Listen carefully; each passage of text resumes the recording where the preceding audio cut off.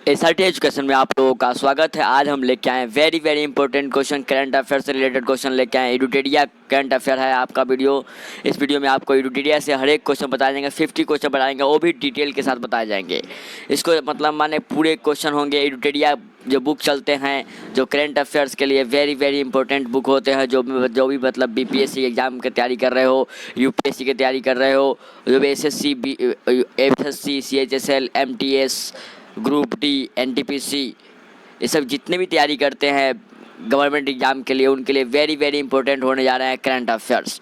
जो एमटीएस के एग्ज़ाम अब हाल ही आने वाले हैं 5 अक्टूबर से लेकर 10 अक्टूबर, 5 अक्टूबर से 20 अक्टूबर के बीच में होने वाले हैं एग्ज़ाम। किसके? एमटीएस के एग्ज़ाम होने जा रहे हैं, जो वेरी इंपॉर्टेंट हो सकते हैं। आपको एडुटेरिया फर्स्ट सीरीज है आपका, और फर्स्ट सीरीज के बाद आपको सेकंड सीरीज बताया जाएगा इसी वीडियो चैनल पर। एसआरटी एजुकेशन में बताए जाएंगे। आपको एसआरटी एजुकेशन में बने रहिएगा और इस वीडियो को मतलब माने ज़्यादा से ज़्यादा मतलब बच्चों को फॉलो कीजिए, बताइएगा, क्या कि ये जस्ट ही आया है वीडियो और जस्ट ही प्रकाशित किया जा रहा है आपके साथ। एडुटेरिया करंट अफेयर से लिया गया बुक है। तो पहला क्वेश्चन की ओर हम बढ़ते हैं। पहला क्वेश्चन हमारा कहता है, क्या भारत में ऊर्जा क्षेत्र में अक्षय ऊर्जा स्रोत का योगदान लगभग कितना प्रतिशत है? तो भारत में ऊर्जा स्रोत क्षेत्र में अक्षय ऊर्जा स्रोत का योगदान लगभग कितना परसेंट है? तो देखा जाए तो 21% है। कितना है? 21% है, जिसमें से भारत में ऊर्जा का क्षेत्र में भारत में ऊर्जा क्षेत्र में विभिन्न स्रोतों का योगदान निम्नलिखित है, अलग अलग क्षेत्र में है। पहला आ गया अक्षय ऊर्जा जो 21% है, थर्मल है 64%, नाभिकीय ऊर्जा है 2% और हाइड्रो ऊर्जा है 13% है। तो ये हो गए हमारे 100% में, मतलब डिवाइडेबल सब पार्ट्स हो गए। नेक्स्ट क्वेश्चन की हम बढ़ते हैं एडुटेरिया सेकंड क्वेश्चन की ओर बढ़ते हैं हम लोग। सेकंड क्वेश्चन हमारा क्या था? क्या चैलेंजर गर्त का संबंध किस महासागर से है? तो चैलेंजर गर्त का संबंध किस महासागर से? तो प्रशांत महासागर से है। किस महासागर से है? प्रशांत महासागर से है। तो चैलेंजर्स गर्त मैरियान ट्रेंच का सबसे गहरा स्थान है, जो प्रशांत महासागर में स्थित है। हाल ही में मैरियान ट्रेंच तक पहुंचने वाली प्रथम महिला कैथी सुलीवान बनी है। यानी प्रशांत तक ले मतलब क्या, चैलेंजर गर्थ मेमोरियल ट्रेंच का सबसे गहरा स्थान है, जो प्रशांत महासागर में स्थित है। हाल ही में मैरियाना ट्रेंच तक पहुंचने वाली प्रथम भारतीय महिला बनी। कौन? कैथी सुलीवान जो थी वो किसके मतलब माने मैरियाना ट्रेंच पहुंचने वाली प्रथम महिला बन गई है, कैथी सुलीवान। नेक्स्ट क्वेश्चन की ओर बढ़ते हैं। तीसरा नंबर क्वेश्चन ऐसा क्या कहता है? आपको 50 क्वेश्चन बताए जाएंगे इस वीडियो में। तीसरा क्वेश्चन कहता है, क्या वरना तथा मूसी निम्न में से किसकी सहायक नदी है? तो वरना और मूसी किसकी सहायक नदी है? तो कृष्णा की सहायक नदी है। तो वरना, मूसी, कोयना, दूधगंगा आदि कृष्णा की सहायक नदी है। कृष्णा की सहायक नदी कौन कौन सी है? तो वरना है, मूसी है, कोयना है, दूध गंगा है और आदि कृष्णा की सहायक नदी है। कृष्णा प्रायद्वीप भारत की दूसरी सबसे बड़ी नदी है, जिसका उद्गम महाबलेश्वर के निकट से होता है। कहाँ से होता है? तो महाबलेश्वर के निकट से होता है। इसके मतलब सहायक नदी कौन कौन है? तो वरना, मूसी, कोयना और दुग्ध गंगा। चलिए नेक्स्ट क्वेश्चन के 4 नंबर क्वेश्चन की ओर हम बढ़ते हैं। 4 नंबर क्वेश्चन क्या कहता है? ग्रेट सैंडी मरुस्थल किस देश में स्थित है? तो ग्रेट सैंडी मरुस्थल कहाँ पर स्थित है? तो ग्रेट सैंडी मरुस्थल जो है ऑस्ट्रेलिया में है। ऑस्ट्रेलिया का मानचित्र देख रहे हैं आप लोग। तो ग्रेट सैंडी मरुस्थल ऑस्ट्रेलिया में स्थित है। ऑस्ट्रेलिया में स्थित कुछ प्रमुख मरुस्थल निम्नलिखित है। एक है ग्रेट विक्टोरिया, तनामी मरुस्थल, गिब्सन मरुस्थल और सिप्सन मरुस्थल। ये है मतलब मरुस्थलों के नाम है अलग अलग। तो ग्रेट सैंडी मरुस्थल जो है वो कहाँ है? तो ऑस्ट्रेलिया में है। तो ऑस्ट्रेलिया के मतलब महत्वपूर्ण मतलब माने कौन कौन मरुस्थल हैं? तो ग्रेट विक्टोरिया, तनामी मरुस्थल, गिब्सन मरुस्थल और सिप्सन मरुस्थल। नेक्स्ट क्वेश्चन 5 नंबर क्वेश्चन की ओर बढ़ते हैं हम लोग। काली मिट्टी का विस्तार भारत के किस राज्य में स्थित है? तो काली मिट्टी का विस्तार सबसे ज़्यादा कहाँ होता है? तो महाराष्ट्र में होता है। तो काली मिट्टी का विस्तार महाराष्ट्र राज्य में सर्वाधिक है। काली मिट्टी कपास के लिए उपयुक्त मानी जाती है, क्योंकि कपास की खेती काली मिट्टी में की जाती है।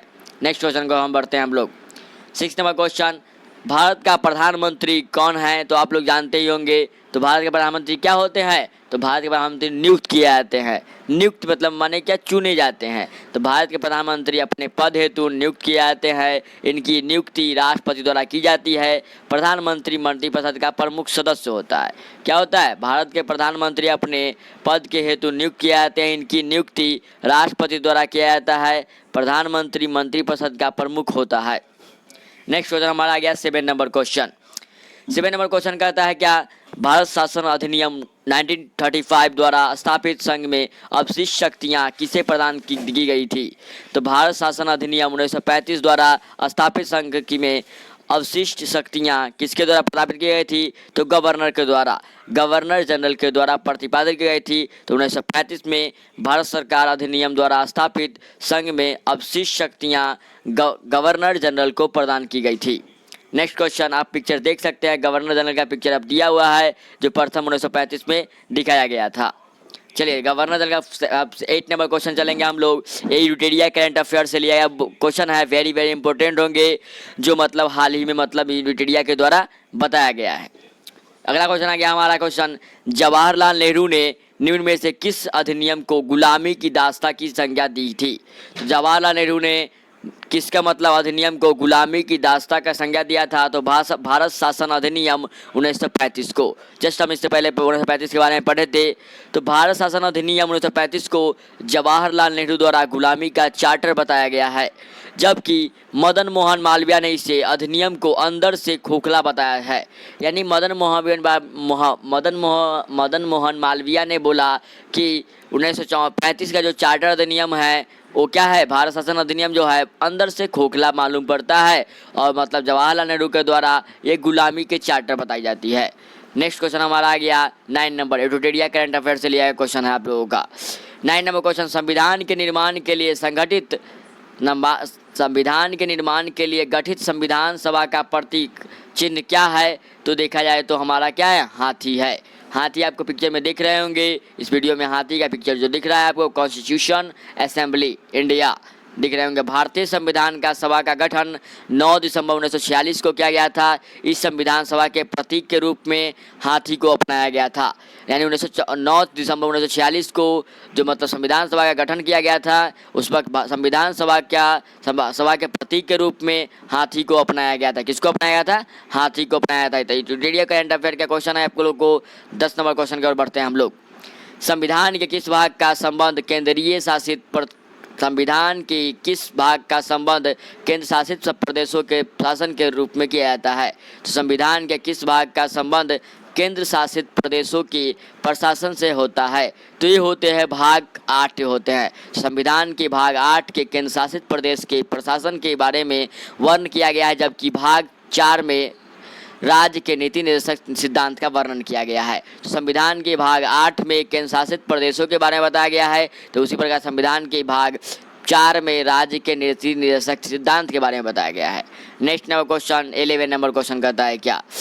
वन्य जीव का संरक्षण निम्न में से किसके अंतर्गत आता है? तो वन्य जीव संरक्षण जो होते हैं मौलिक कर्तव्य आते हैं और राज्य के नीति निर्देशक तत्व के अंतर्गत आते हैं। तो वन्य जीव की सुरक्षा का वर्ण मौलिक कर्तव्य तथा नीति निर्देशक तत्व दोनों में किया गया है। तो इसका उल्लेख संविधान के अनुच्छेद 51 के क में किया गया है। तो वन्य जीव के सुरक्षा का वर्ण मौलिक कर्तव्य तथा नीति निर्देशक तत्व दोनों में किया गया है, जिसका उल्लेख होता है संविधान के अनुच्छेद 51 के क में है। वन्य जीव अधिनियम 1972 जीवों की रक्षा तथा संरक्षण के लिए पारित किया गया है। ये है हमारे वन्य जीव संरक्षण नियम में अंतर्गत किए गए कार्य। चलिए तो आज के वीडियो में इतना ही। आपको इतना ही वीडियो बताए जाएंगे। प्रत्येक दिन क्वेश्चन मतलब 10-10 क्वेश्चन बताए जाएंगे। प्रत्येक वीडियो में आपको 10-10 क्वेश्चन बताए जाएंगे। चलिए आज के वीडियो में इतना ही। Thanks for watching my video. आप पूरा वीडियो देखिएगा जरूर।